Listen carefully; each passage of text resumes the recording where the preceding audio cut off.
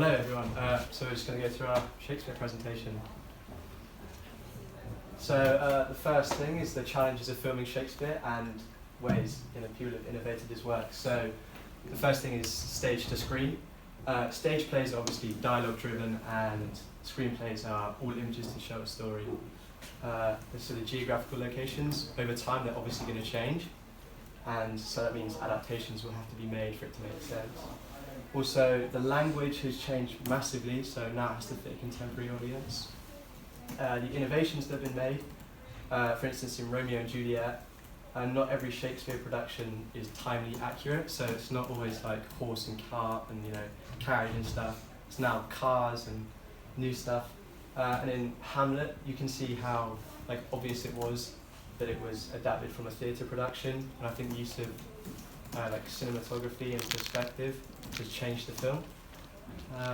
And then to the adaptations, over 400 plays have been adapted from Shakespeare, so it shows his work is really popular and still challenging for many people today.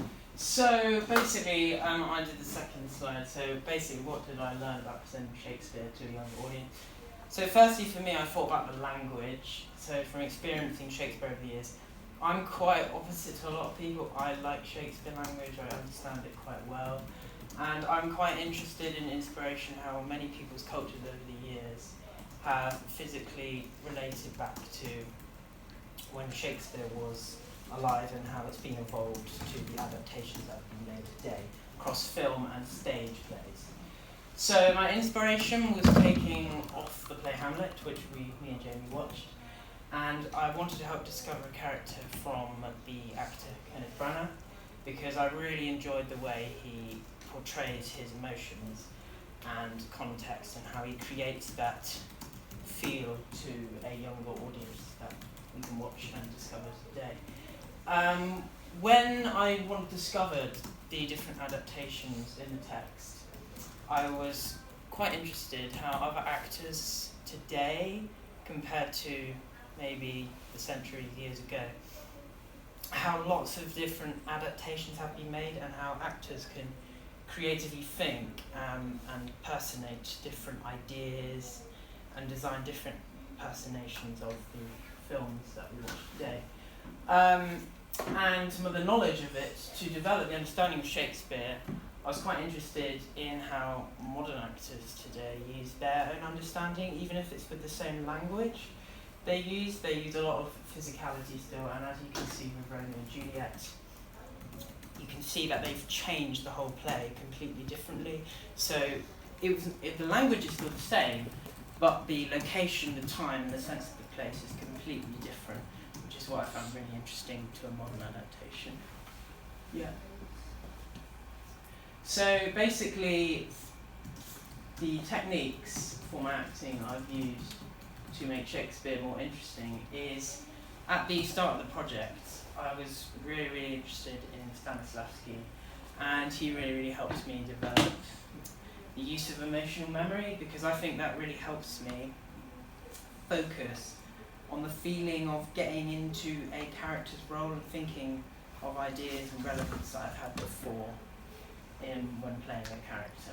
And Charlie Chaplin and his method and film creativity has inspired us to use different shots and different camera techniques. This has taught us a bit about melodramatic acting. Yeah, and with the summary in total, we really wanted to contrast how the different Shakespeare plays they've inspired many people over advantages, and how to create their own adaptations of plays throughout the year, despite the language being the same. And I think that's been really important, and also a bit challenging creatively to see how actors can use their own techniques to gain an advantage to the play's perspective. So this is the cinematic techniques, and as you can see, that is a brilliant wide shot. There were a lot of wide shots I saw in the film of Hamlet when I was watching it, and every scene that the wide shot was used, everything was in it. Everything showed focus, in the film, and there was just a great understanding of the context of what was happening in each of the scenes. What I loved again about Kenneth Branagh is the different close-ups, because there were a lot of facial expressions from those close-ups that I could personate with, and I really enjoyed the contradiction between how he used that, the relationships between the different characters as situated in the film. Yeah. Yeah, sorry for making talk so long, Jane. So, the importance of preserving him. I personally don't think that his language has to be preserved, and I think it's more of his themes and his stories that need to be preserved. So some of the pros of it could be that his history needs to be preserved, mainly just for school and other stuff like that. But cons, this is one personally for me, is I hate his language. I hate it. And so like year 10 me sat in my English classroom, absolutely hated it, did not want to be there. And I think to understand it more, I'll have to understand Shakespeare's text a bit more. So basically, what helped me understand Shakespeare on film Relevance, I thought that it was really interesting for the first time for me to gain a better advantage was to actually sit down and watch the film in total by taking notes and using and analysing the different composition rules such as shot types and sizes. And from this, it just helps me get into the film, into the topic that I was currently discussing about. And then obviously we've all done the Shakespeare learning pack. We did. Or the Romeo and Juliet, sorry. And I can say that I feel more confident when working with Shakespearean work adapted from theatre to screenplays. I also feel more confident in understanding of Romeo and Juliet. And then we've also done our project proposal, so we've set our aims and our steps and how we'll assess them. Yeah.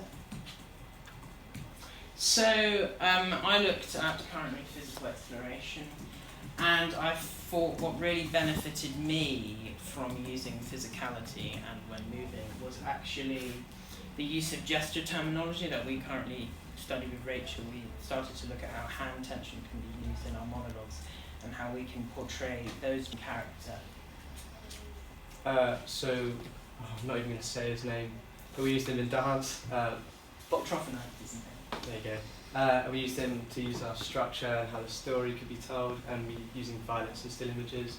We also learned about a choreographer and dancer called Crystal Pipe, who uses people's grief and their like pent up anger to show their communication and emotions through dance. So this is basically one of the most important things. Over the course of, as we've been studying Romeo and Juliet, the most important themes that I thought that I studied in my relevant opinion was the contradiction of misogyny and neglect. Now, misogyny is basically how has everything from back 500 years ago when the play was written from Shakespeare, how has that been adapted and put into society from different gender roles, and how has the neglection been taken away from the characters? And I think those two different contacts in the play are completely important to study about, because they show not just learning about the language in total, but also structuring more about the themes and events that come along across the play. So one of the questions that we had to answer throughout was whose story it was, and after many discussions between ourselves, we came to the agreement that it was Juliet's story, only because of the amount of normalities of the time that she would have broken, and we thought that it just made her story. And also with gender identity, the story again is very much male-led in the patriarchal society back then, but yeah, Juliet's character does seem to really break that normality, and it references the time. So basically, what I discovered when we learned our Shakespeare monologues, which I'm currently playing Lysander myself, from Midsummer Night's Dream, what I wanted to study to help develop my character, because the language is so complex in Shakespeare's times and we're using old adapted language, I wanted to study use of articulation to signify the words that I developed inside my extract and use that to develop the meaning behind it, to really have a sense of who my character actually is. And then, so So after we studied our technique, we applied that to our monologues and used our devices. Then we got peer assessment from each other, and then which helped us improve our monologues. So, what do we want to prove? Now, this is quite a good thing because during this project, I'm completely the opposite to many of you. I really, really like Shakespeare. I quite understand his language and I can quite get into the understanding of what's going on actually in the play. There's definitely, I don't particularly want to study just on the language in total, and I feel between this project, I feel I could have had a look a bit more into the research side of looking at interviews and articles and watching a few more films based on Shakespeare so I have a better understanding of the context of the play rather than just the language being signified throughout the actual play. So yeah, moving on from the, as you can tell, I don't like the language at all, but maybe for next time I'd like to understand it a bit more and use that in my next piece of Shakespeare and do it again. Thank you very much.